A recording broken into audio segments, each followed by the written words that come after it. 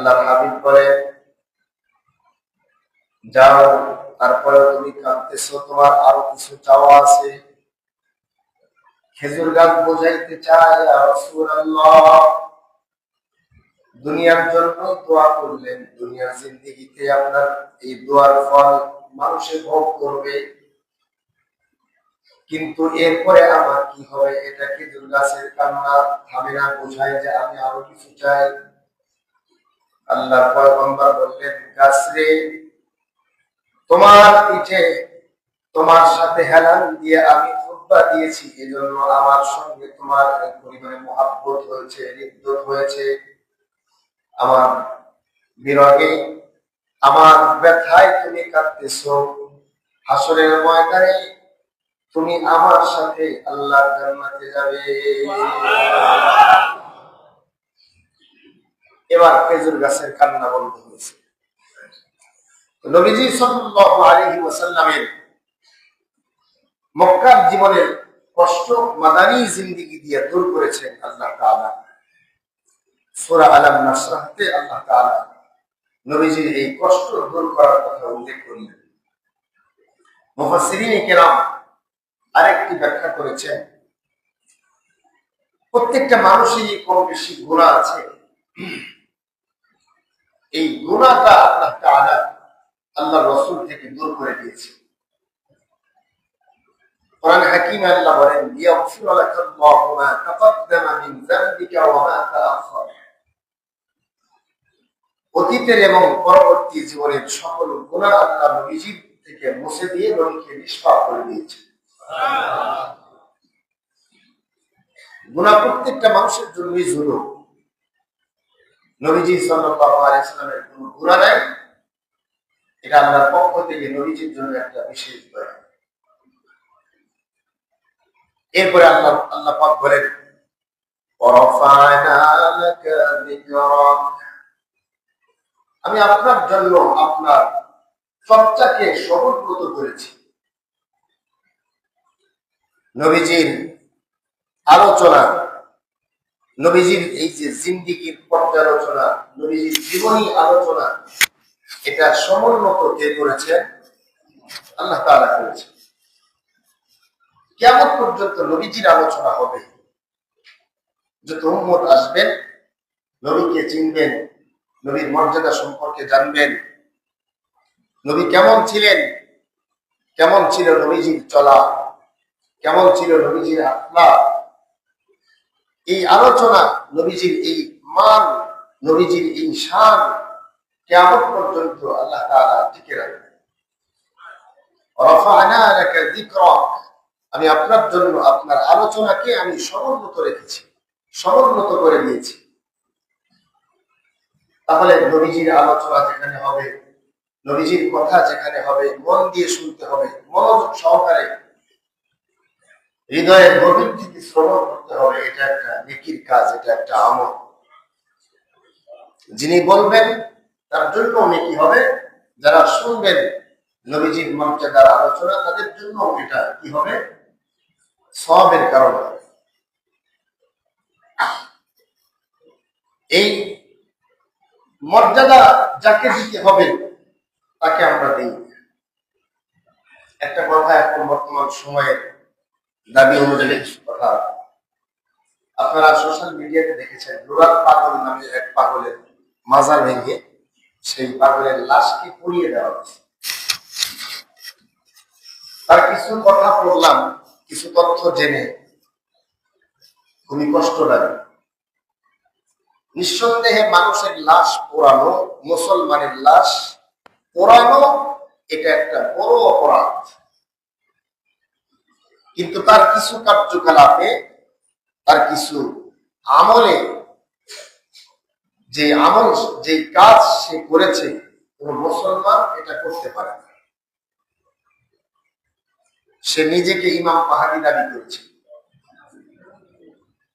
এবং ইমাম মাহদী দাবি করে তার দলের লোকেরা, এটা হয়েছে আপনার রাজবাড়ী, ফরিদপুর রাজবাড়ী গোয়ালন্দ, যেখানে আমি প্রতি বছরই আপনাদের দোয়া ইনশাআল্লাহ যাই, মাহফিল থাকে আমার, এবারও আছে ইনশাআল্লাহ। এই গোয়ালন্দতে চরের ভিতরে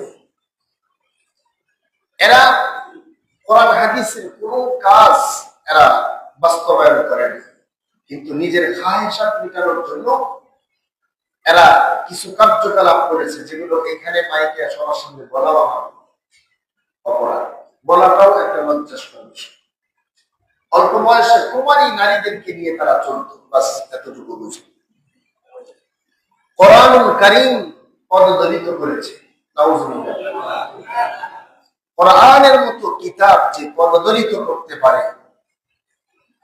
তার চেয়ে বড় অপরাধী আল্লাহর দুনিয়াতে মুসলমান নাম থাকে আর কে হতে পারে?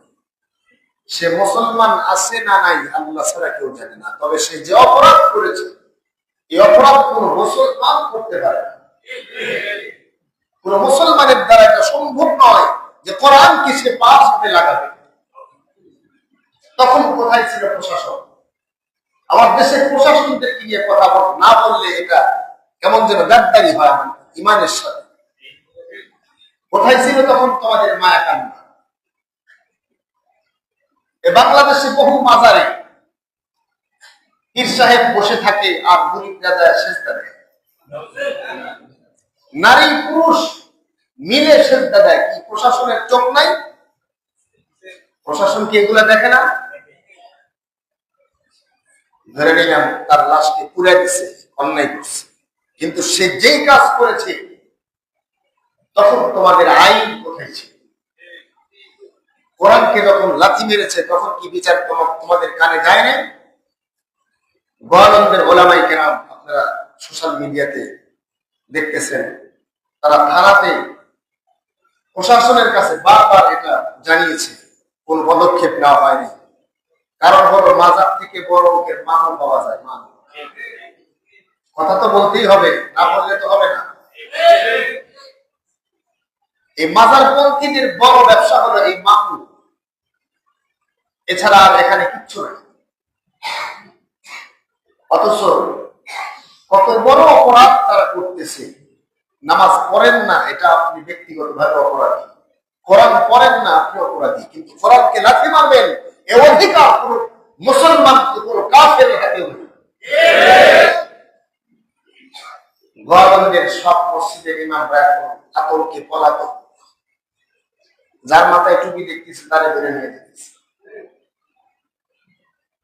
এই জন্য প্রশাসনের কাছে আমাদের আর্জ, বাংলাদেশে নুরাল পাগলের মতো বহুত পাগলের মাজার আছে যেখানে এমন কিছু কার্যকলাপ হয় যা দেশের আইনে, বিবেকের আইনে, কোন আইনেই বৈধতা দেয় না।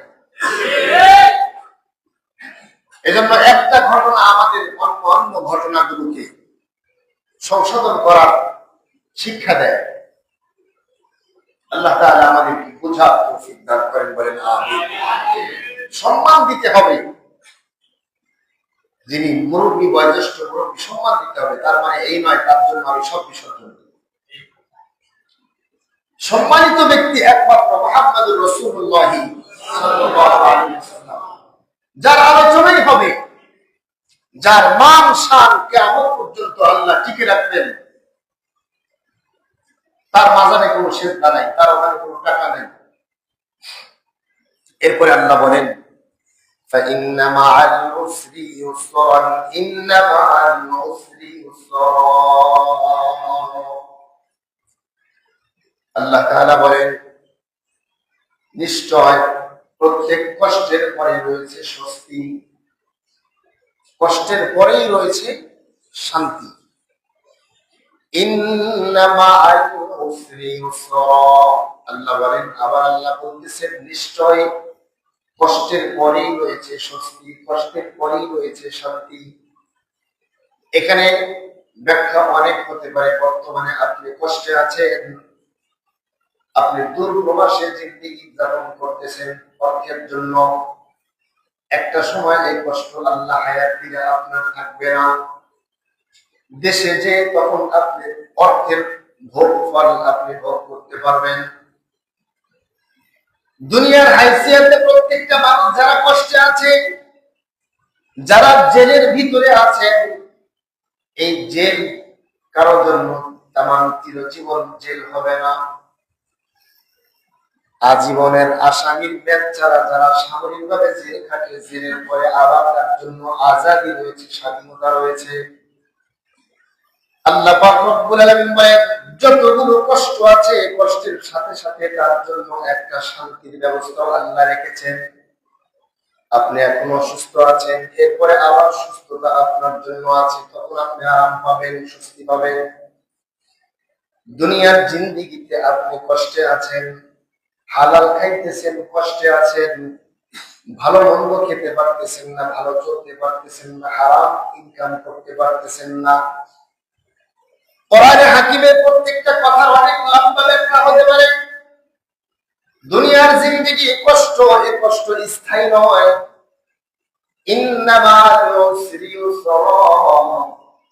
কষ্টের পরে আপনার জন্য, আমার জন্য কি আছে? সুখ আছে, শান্তি আছে। এই জন্য দুনিয়ার মানুষ যারা কষ্টে থাকবে, কখনোই কোনো মুহূর্তের জন্য আত্মহত্যা করা তার জন্য, মুসলমানের জন্য সমীচীন নয়। মুসলমানদেরকে এটা জানতে হবে, মুসলমানদেরকে এটা মানতে হবে যে আমি এখন যে অবস্থাতে আছি না কেন, কষ্টে আছি, আর যত মুসিবতের মধ্যে আমি আছি না কেন, আল্লাহ পাক রব্বুল আলামিন এই কষ্টের পরে অবশ্যই আল্লাহ পাক আমার জন্য একটা কি রেখেছেন? অবশ্যই আল্লাহ পাক রব্বুল আলামিন একটা শান্তির ব্যবস্থা রেখেছে। দুনিয়াতে একটা প্রতিবন্ধী সন্তান যার আছে, সে দুঃখী না সুখী? যারা বলেন দুঃখী, সে অনেক বড় দুঃখী। বাড়ি গাড়ির অভাব নাই, কিন্তু একটা সন্তান প্রতিবন্ধী, আল্লাহ না করে। এই সন্তানের জন্য তার মনের সব সুখ শান্তি সব নষ্ট হয়ে যায়। রাসূল বলেন, এই প্রতিবন্ধী সন্তানটিকে যে লালন পালন করবে, মায়া মমতা মহাব্বত দিয়ে লালন করবে, আল্লাহ পাক বিনিময়ে তার জন্য জান্নাত দান করবেন। তাহলে এই কষ্টের পরে শান্তি। পৃথিবীর যত কষ্ট আছে, প্রত্যেকটা কষ্টের সাথে আল্লাহ কষ্টের পরবর্তীতে কি রেখেছেন? শান্তি রেখেছেন। এটাই আমাদেরকে হৃদয়ে লালন করতে হবে। এরপরে আল্লাহ বলেন, فَإِذَا فَرَغْتَ فَانصَبْ। আল্লাহর হাবিবকে আল্লাহ পাক বলেন, ওগো নবীজি, আপনি যখন সময় পাবেন, আপনি যখন অবসর হবেন, তখন আপনি সাধনা করেন, সাধনা, তখন আপনি ইবাদত করেন, তখন আপনি কি করেন? নিজেকে আল্লাহর কাছে সমর্পণ করে দেন। যখন সময় পাবেন, তখন আপনি আল্লাহর জন্য কি করেন? সাধনা করেন। এটা কি শুধু রাসূল সাল্লাল্লাহু আলাইহি ওয়াসাল্লামের জন্যই, নাকি এই আমলটা আমরা করতে পারি? ফাইদা ফারাগতা ফানসব, যখন সময় হবে তখন সাধনা। সাধনা ও শেষ নেই। আপনি ওযু করতেছেন,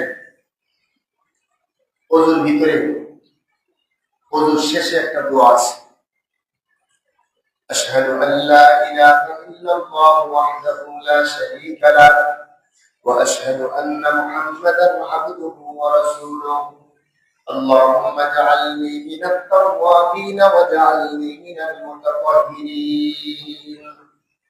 ওযুর পরে যদি এই দোয়া কোনো আল্লাহর বান্দা পাঠ করে, আল্লাহ পাক রব্বুল আলামিন জান্নাতের 8টা দরওয়াজা তার জন্য খুলে দেয়। সুবহানাল্লাহ। যে কোনো দরওয়াজাতে ইচ্ছা সে প্রবেশ করতে পারে। সুবহানাল্লাহ।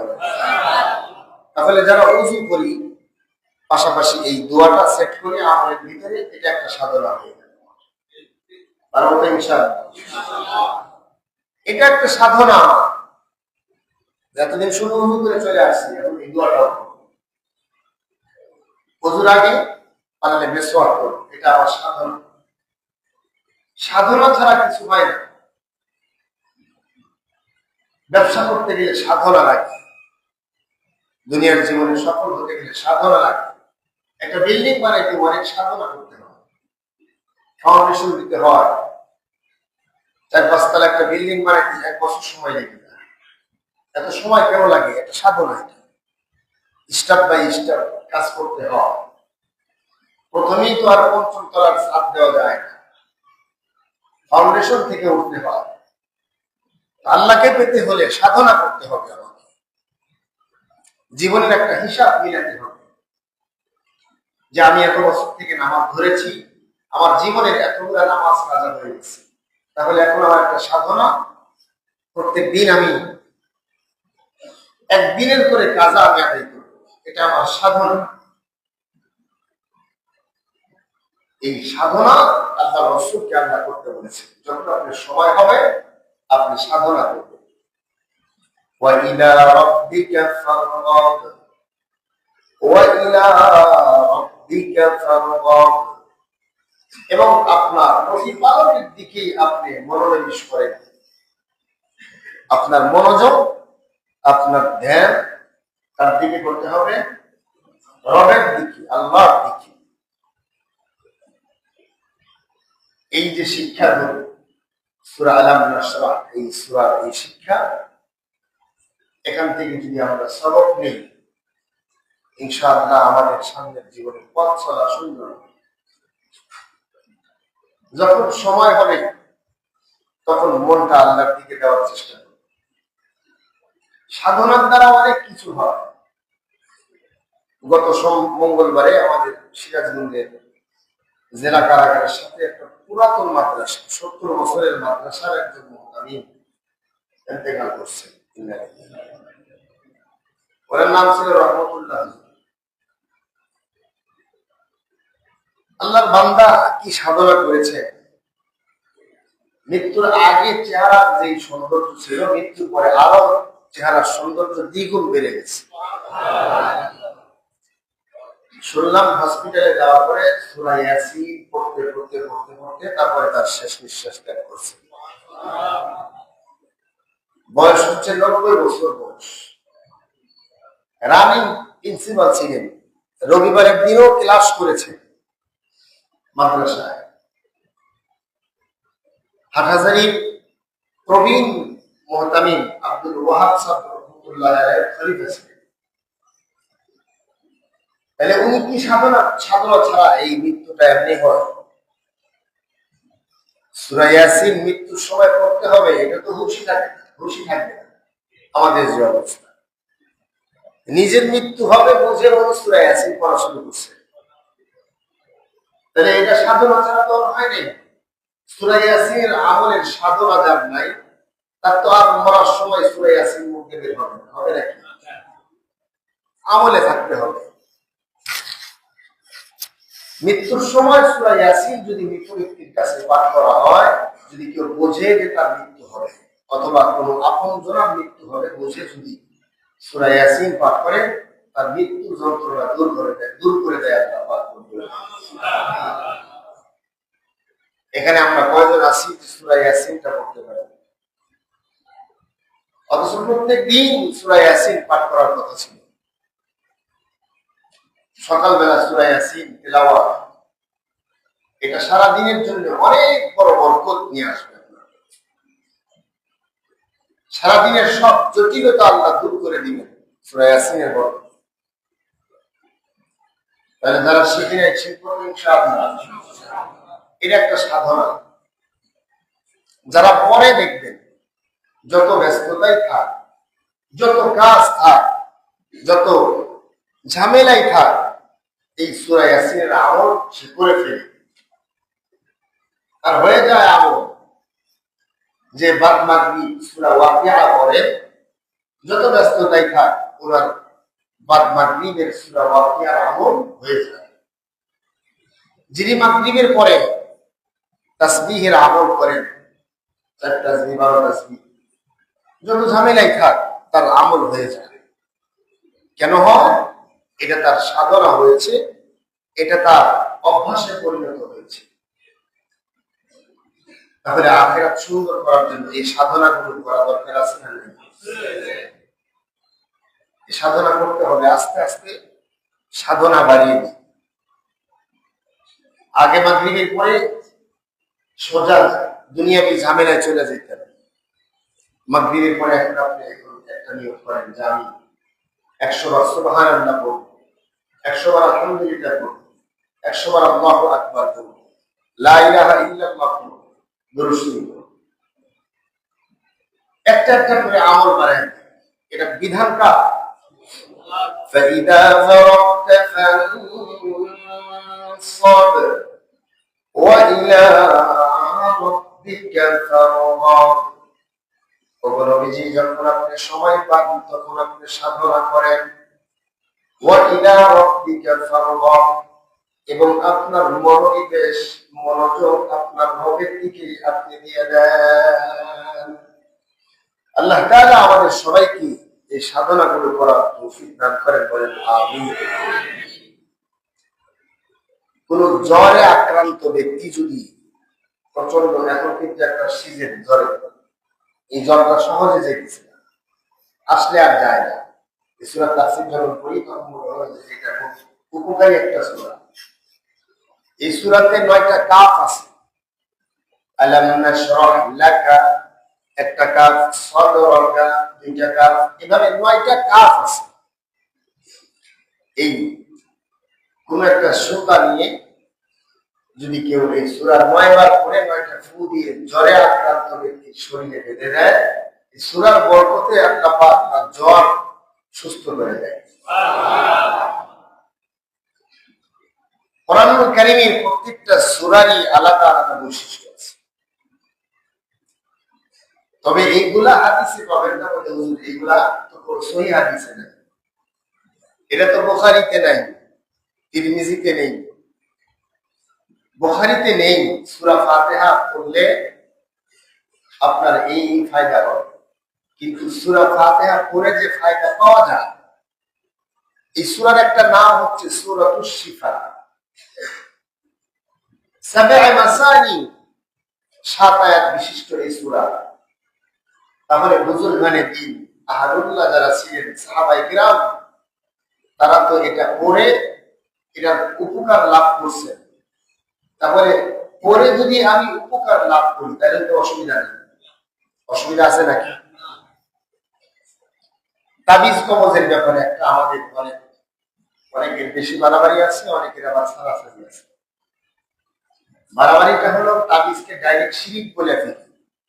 তাবিজ মানেই যে শিরিক তা না। আবার সারাসারি হলো তাবিজের সাথে আল্লাহ লেখা থাকে, তাবিজের ডাইরেক্ট নকশা লেখা থাকে, আয়াত লেখা থাকে, এগুলো নিয়েই সব জায়গায় চলাফেরা করে। এটা হলো আবার বাড়াবাড়ি।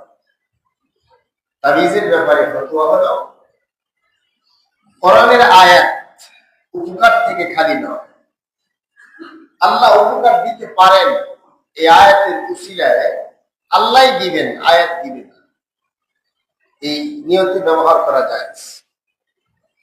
কিন্তু এই তাবিজই আমার ব্যবসার বরকত দিবে, এই তাবিজের ভিতরে কি দিছে না দিছে খবর নেই। তাবিজ ঘরে রাখছি, এখন আমার আর ঘরের গ্রামের ভিতরে চাউল কমবে না, এটা হচ্ছে শিরিক। তাহলে শিরিকি আর শিরিকি না কোনটা বুঝতে পারলেন?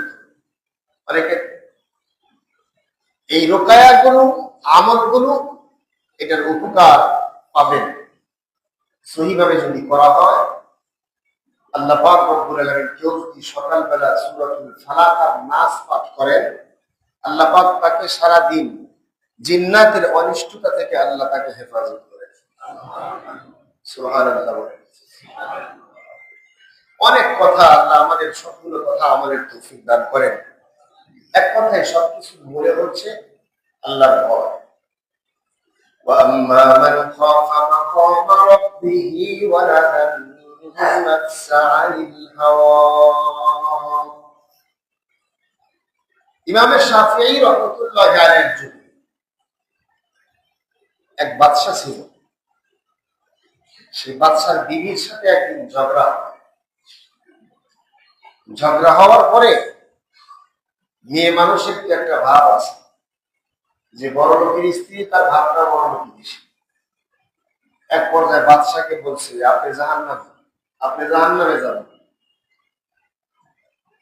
এখন বাদশা জাহান্নামে যাবে আর স্ত্রী জান্নাতে যাবে।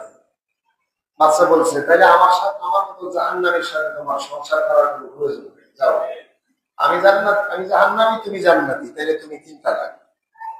যদি আমি জাহান্নামী হই, তাহলে তোমার তো আমার সাথে থাকার কোনো প্রয়োজন নেই, আমি জাহান্নামী, যাও তোমায় আমার থেকে পৃথক। ঝগড়া যখন শেষ হয়ে যাচ্ছে সকালবেলা, ঝগড়ার শেষে কিন্তু আবার অনুতপ্ত হওয়া, আবার মিলিত হওয়ার মনোভাব, শতকরা 100% সাংসারিক জীবনে তাদের ফলক হয়, সবাই কিন্তু এটা চায়। এজন্য আল্লাহ রাসূল বলেছেন যে তোমরা নারীদের যে কাজটা তোমার কাছে খারাপ লাগবে, এর জন্য তুমি ধৈর্য ধারণ করো, বরকতে তুমি কি পাবে, এর প্রতিদান তুমি সওয়াব পাবে এবং এর জন্য তোমার ভালো কিছু ফল দিবে। ওয়াশিরুহুন্না বিল মারুফ, আল্লাহ বলেন স্ত্রীর সাথে ভালো ব্যবহার করো। ওয়াশিরুহুন্না বিল মারুফ করা যায়। সকালবেলা বাচ্চা এবং তাদের ভিতরে রাত্রে কি হয়ে গেল, আর আমাদের এত সুন্দর সোনার সংসার আমরা নষ্ট করে দিলাম, চলে গেছে হুজুরের কাছে। হুজুর আমাদের অবস্থা তো এই। এখন কোন হুজুর কি এটা ফতোয়া দিতে পারবে যে আপনি জান্নাতি না জাহান্নামী? যার কাছে যায় না, এটা তো সমাধানের বিষয়, জটিল বিষয়। কিন্তু আল্লাহ পাক রব্বুল আলামিন দুনিয়াতে জ্ঞানীর উপরেও কিছু জ্ঞানী বান্দা রাখেন। কিছু ইলম আমাদের কাছে নাই, আমাদের ওস্তাদদের কাছে আছে। আমাদের ওস্তাদদের কাছে নাই, তাদের ওস্তাদদের কাছে কিছু ইলম এমন আছে যে সে জানে না। এটাই হচ্ছে তাৎপর্য। সবচেয়ে বড় আলেম যিনি ছিলেন, উনি বলতেছেন আপনি একটু আমার সাথে পার্সোনাল রুমে আসেন। গেছেন, আপনার জিন্দেগিতে এমন কোন আমল আছে কি, মনে পড়ে কি যে আপনি গুনাহ করার সুযোগ পেয়েছেন? আপনি সবকিছুর প্ল্যান আপনার আছে, কিন্তু সুযোগ থাকার পরেও আপনি গুনাহ করেন নাই, এমন কোন মুহূর্ত আপনার জীবনে কি গেছে? বাদশা বললেন, বহু চিন্তা ভাবনা করে, হ্যাঁ একটা সময়, একটা মুহূর্ত আমার জিন্দেগিতে এমন গেছে, আমার সব সুযোগ থাকার পরেও আমি গুনাহ করিনি। সুবহানাল্লাহ। কি সেটা? আমার এই রাজদরবারের কাজের যত দোয়া আছে, তাদের ভিতরে একজন ছিল খুব সুন্দরী। সে আমার ঘরের জামা কাপড় গোছাইতেছে, সব করতেছে। ঘরের ভিতরে ঢোকার সাথে সাথে সে তার কাজের বলবৎ মানুষ হিসাবে, রাসূল বলেন কোন নারী এবং পুরুষ যখন এক কামরায় থাকে তখন 3 নম্বরের ওকালতি করে তখন শয়তান।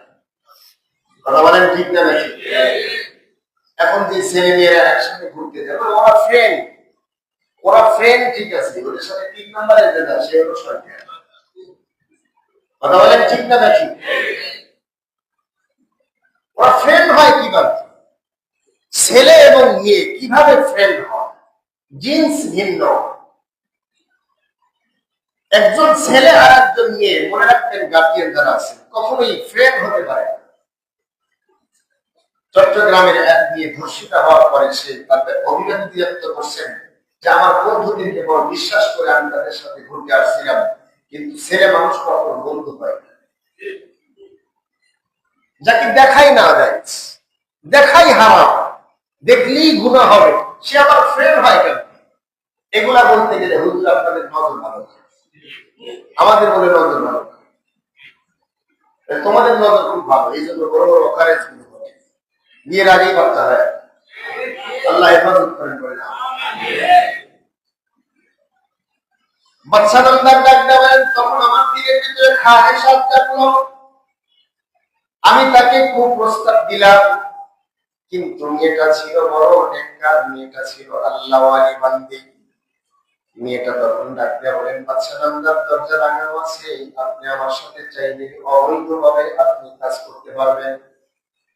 আমি হলাম দুর্বল, আপনি হলেন রাজা, কিন্তু আপনার চেয়ে একজন বড় রাজা একজন আছে, হাসরের ময়দানে তার সামনে দাঁড়াইতে হবে। ওয়ালিমান খাফা মাকামা রাব্বিহি জান্নাতান, ও বাদশা ওই আল্লাহকে ভয় করেন। বাদশা ডাকতে বলে, ওই মুহূর্তে যখন আমার কানে আল্লাহর নাম গেছে, আল্লাহর নাম শোনার সাথে সাথে আমার হৃদয়টা কেঁপে উঠছে, তখন আমি সেখান থেকে ফিরে আসছি, তাকে ঘর থেকে বের করে দিয়েছি। এবার মাওলানা সাহেব ডাকতে বলে, আপনার স্ত্রী তালাক হয় নাই, এটা একটা সাধনা। তালাক হয় নাই, যান আমি ফতোয়া দিয়ে দিলাম। পুরা দেশের সব আলেম বললেন যে এই মাসালার সমাধান আমরা দিতে পারবো না। আর একজন মুফতি সাহেব তিনি বলেছেন যে স্ত্রী তালাক হয় নাই, বিষয়টা কঠিন না সহজ। সবাই যখন সমালোচনা করা শুরু করেছেন, এবার ইমাম সাহেব ওই মুফতি সাহেব বাদশাকে ডাকতে বলেন, আপনি আর একটা আয়োজন করেন যেখানে সব আলেম উপস্থিত থাকবেন, সেখানে আমি কথা বলবো।